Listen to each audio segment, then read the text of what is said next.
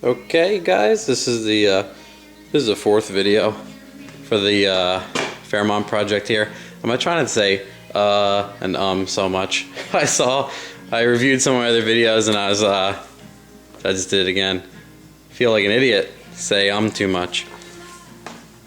So my updates from the last time are this giant aluminum radiator I got fitted.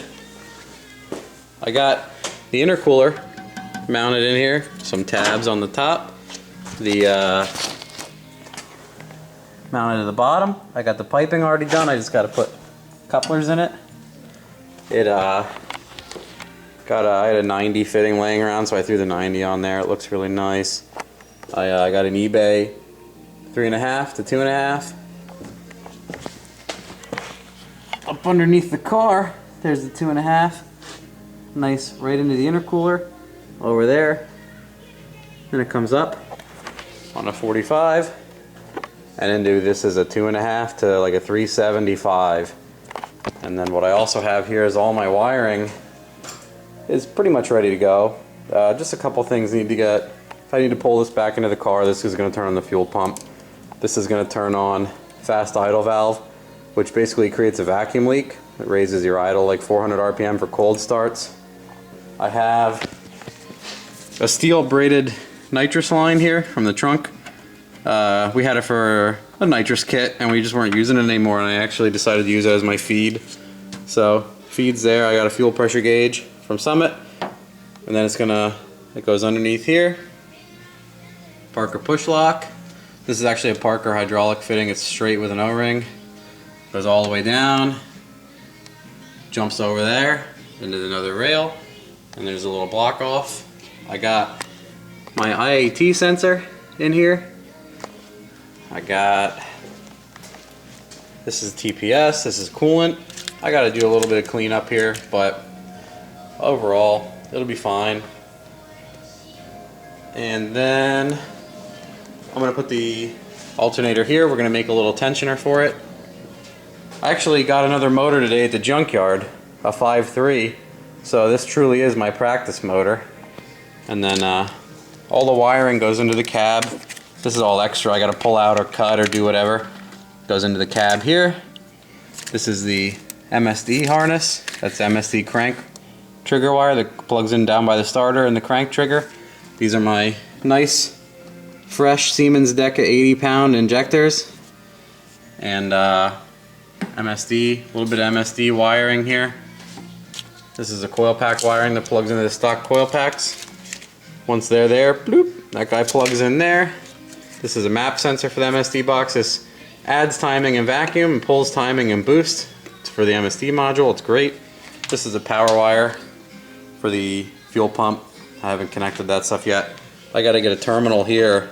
I'm going to go off the battery and feed all the stuff for the car goes here, right about here. So I got to get a block or a terminal or a post or whatever you call that. Plug in all the power stuff there.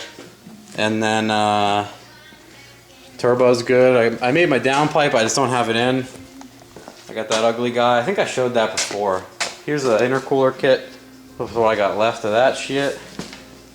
Then inside of the car is still the same. I just got a bunch of wires that are going to connect to the Megasquirt box and the MSD box, and I got a relay block over there to run some stuff. Then I don't know if I showed I got my fuel cell all mounted up here.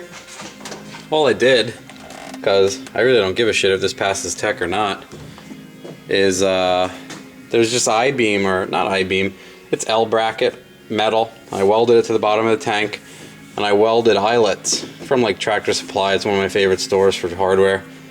And I got these cheap Harbor Freight straps, strapped the gas tank down to the eyelets.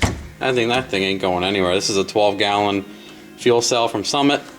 I got, it's hard to see down there, I need light, but it's not that, it kind of looks ugly, and it's not that glamorous anyway. But some ugly wire, feed line comes out of here. The return line comes in here and actually goes into here. That's where you fill this bastard up. And then underneath here, I don't know if there's enough light.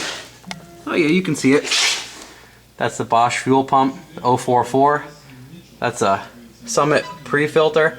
And that pump is wrapped in a little bit of like a rubberized coating for a roof, actually, to tie down on some vibration. Yeah, we'll see how it works. The pump isn't too loud or anything by itself. And that's plumber's tape, my buddy calls it. I'm not sure the actual name, but it's that metal shit, you know, and you blow a self-tapper in. And that's it. It's doing pretty good. I got my drive shaft. That's a pretty damn nice piece. And the 400 right there, this drive shaft, custom built, 1340, stainless, not stainless, I'm a dork. It's just 1340 steel, 3.5 inch, it's pretty beast. It's gonna take a lot to bust that. We'll never be able to break that shit. But other than that, it's pretty nice. This is a Summit rad that we did some tricks with. And if you notice, normally it's cross flow. It flows from here down to the corner down there. You can see where we capped it.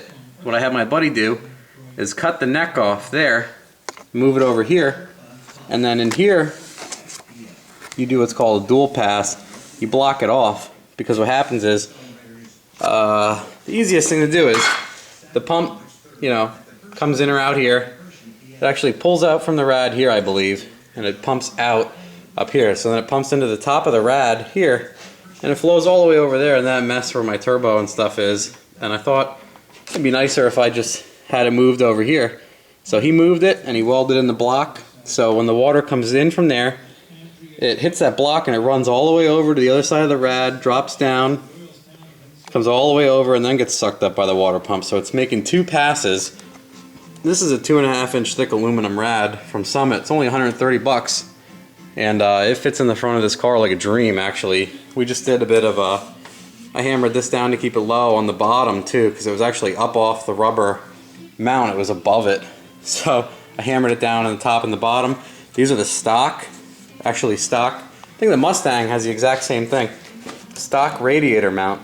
Holds this thing like a, I mean, it ain't going anywhere. And that intercooler is mounted up there great too. And then I got an AutoZone rad cap, and then I'll probably run a overflow tank over there somewhere. And then for my wastegate reference, I'm going to take that brass guy right there, plug her in right there, and then I don't really have much else to do other than test the fuel system for leaks. The turbo drain, I think you can see it down there now. Yep, it's running down there, running down here, and it's going to go into the side of the motor. So we got to do that tomorrow night. And then I got a shopping list here. Make sure I get everything I need. All sorts of shit. Oh, my transcooler. Forgot to say that. I don't have that shit yet. Fuse panel to wire some stuff. Power post, like I was saying, off the battery. Spacer for the alternator. Some other junk. Get it done. Oil and filter in this car. And put the hood pins in. This thing actually, the hood closes on this beautifully still. This car. It looks awesome with the damn hood closed. I'll have to, it'll be running way before the weekend. We're pretty excited about this now. And all I gotta do is get a T-bolt that's big enough to fit this. All I have is 2.5 inch and 3 inch and whatever T-bolts. I gotta get like a 3.8 inch T-bolt. I gotta get like a 3.6 inch or whatever for that. Tighten those bitches down nice and tight. But it's looking pretty good. This is the car off the ground and everything, so you can easily see this. But it feeds over there, comes out, and that red coupler, it's all gonna be above the underbody of the car. And when it's sitting, you won't see it. You'll see more like this. You won't see the pipe or the intercooler or anything. But it's nice. That rad looks great in there.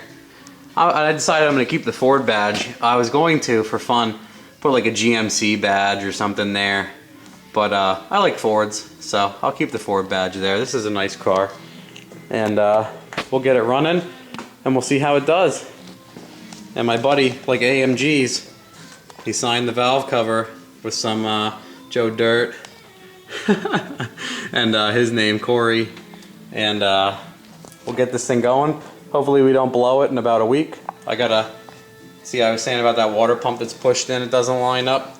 This thing's junk. I got the other water pump from our our LSX parts warehouse, we call it. Between me and my friends, we have so much shit.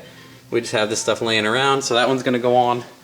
But other than that, we'll hopefully have this thing running by this weekend. Took our time on some stuff, and everything's coming out, you know, a little bit better than I expected. Especially with the these eBay fuel rails, really came out nice once we got the right Parker fitting. They sit flush, and they have the taller injectors in there, and they're just nice, nicer than I thought they would be. So hopefully we'll have this thing running soon, making some power. And if I blow this motor, I got a spare already. So we'll see how it goes.